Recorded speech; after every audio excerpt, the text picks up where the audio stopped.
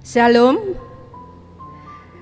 Kembali saya hadir untuk menyapa Bapak, Ibu, Saudara, warga Jemaat GKJ Salatiga Utara lewat sapaan majelis. Kiranya Bapak, Ibu, Saudara, warga Jemaat GKJ Salatiga Utara ada dalam damai sejahtera Kristus. Sebelum kita terima sapaan firman Tuhan, marilah kita berdoa. Bapa di dalam surga, kami bersyukur untuk penyertaan Tuhan sepanjang hari ini. Tuhan telah berkati kami, dan kami sungguh bersyukur pada kesempatan ini Tuhan berkenan untuk menyapa kami lewat kebenaran firman-Mu yang sebentar akan kami dengarkan. Biarlah firman Tuhan tidak berlalu sia-sia, kami dengar dan boleh tinggal di dalam hati kami. Di dalam nama Tuhan Yesus kami berdoa. Amin.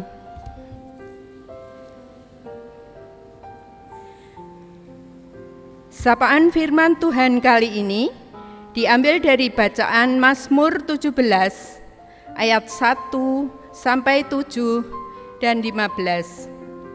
Akan saya bacakan nats yang dipakai untuk renungan pada saat ini, yaitu Mazmur 17 ayat yang ke-7. Tunjukkanlah kasih setiamu yang ajaib, ya Engkau yang menyelamatkan orang-orang yang berlindung pada tangan kananmu terhadap pemberontak. Demikianlah firman Tuhan, yang berbahagialah adalah orang yang mendengar sabda Tuhan dan memeliharanya. Haleluya. Amin. Renungan kali ini diberi judul Tuhan menjaga hidupku selama-lamanya. Dalam Mazmur ini kita diperlihatkan tentang doa seorang yang mengenal diri, dalam arti dia mengenal tentang siapa dia yang hidup dalam dunia ini. Pemazmur menjelaskan tentang siapa dirinya dalam dunia ini dan bagaimana kepercayaannya kepada Tuhan adalah sebagai responnya terhadap penderitaan yang dia alami. Bahwa ternyata pemazmur sedang menghadapi orang-orang yang ingin menjatuhkannya, bahkan ingin membunuhnya. Dia ditekan secara fisik dan juga ditekan dengan kata-kata, bahwa nyatanya dia mendapat fitnah. Untuk itu marilah kita mengenal lebih dalam apa yang ingin disampaikan Mazmur ini pada kita. 1. Tuhan mengetahui apa yang terjadi dengan kita. Pada awal nats ini dijelaskan bagaimana pemazmur mengungkapkan kebenaran yang dia lakukan dan yang selalu menjaga jalan-jalan hidupnya dari tindak cemar. Namun walaupun pemazmur menyatakan kebenaran yang dia lakukan, bukanlah artinya kita menyamakan dengan yang pernah diajarkan Tuhan Yesus tentang doa orang Farisi yang tinggi hati. Namun hal yang ingin kita ketahui dari maksudnya menyampaikan kebenaran itu, 1, bahwa seorang yang mengenal Tuhan pastinya akan benar-benar menjaga dirinya dari tindak cemar dan juga selalu mengikuti kebenaran Tuhan. 2, Tuhan betul-betul mengetahui apa yang dilakukan oleh manusia, apakah yang diperbuatnya salah atau benar? Apakah kita sedang bersukacita atau sedang dalam pergumulan? Maka pemazmur ingin mengungkapkan bahwa semua kebenaran yang dilakukannya itu tidak akan sia-sia, sebab Tuhan mengetahui semuanya itu. Demikian juga dengan masalah yang sedang dihadapinya tentang Tuhan. Tentunya Tuhan mengetahuinya. 2, Tuhan adalah hakim yang adil. Dalam Mazmur ini kita akan menemukan dua konteks yang berbeda, yaitu A. Kebenaran yang dilakukan, dan B. Penderitaan yang dihadapkan dari orang yang memusuhinya. Yang dapat kita pelajari dari situ bahwa walaupun kita hidup dalam kebenaran Tuhan, bukan berarti kita tidak menghadapi masalah hidup. Selama kita hidup di dunia ini, yang namanya masalah dan pergumulan hidup pasti akan tetap ada. Sebab kita hidup dalam dunia yang telah jatuh dalam dosa. Maka dari itu kita bisa belajar dari pemazmur ini dalam menghadapi masalah hidupnya. Pergumulan hidup bisa datang, namun pemazmur memberi tempat bagi Tuhan dalam hidupnya.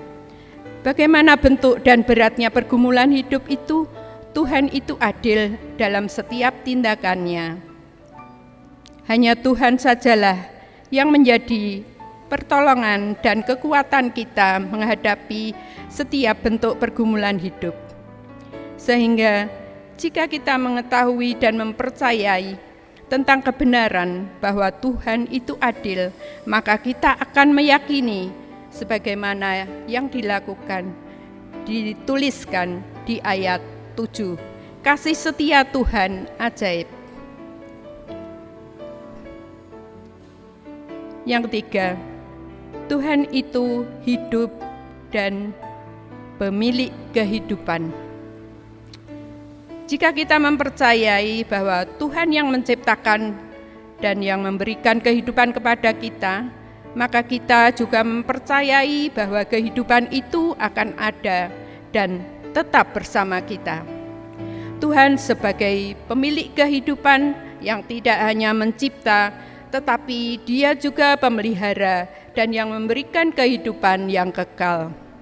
Maka orang percaya sejati akan memiliki kekuatan dan kebahagiaan yang berasal dari Tuhan. Sebagaimana yang dikatakan dalam ayat 8, peliharalah aku seperti biji mata, sembunyikanlah aku dalam naungan sayap-Mu.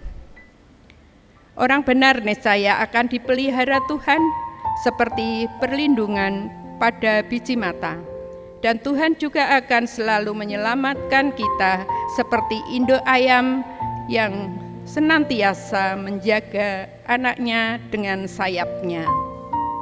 Maka dari itu, walaupun kita harus menghadapi berbagai bentuk permasalahan hidup, terutama di saat pandemi ini, kepada Tuhan sajalah kita meminta pertolongan, dan apapun yang akan terjadi, tetaplah percaya kepada Tuhan, sebab hidup di dunia ini dengan seketika akan berakhir, tetapi pada Tuhan ada kehidupan yang kekal. Supaya jangan sampai hilang mahkota kehidupan yang paling berharga itu, hanya karena ingin menyelamatkan kehidupan yang sementara. Amin. Marilah kita berdoa. Tuhan Sang Sumber Kehidupan, terima kasih atas firman yang telah Tuhan berikan pada kami semua. Biarlah firman-Mu dapat memberikan kekuatan pada kami dalam menghadapi kehidupan di dunia ini. Kami yakin dan percaya kasih setia Tuhan ajaib dan selalu menjaga dalam kehidupan kami kekal selamanya. Dalam nama Tuhan Yesus kami berdoa. Amin.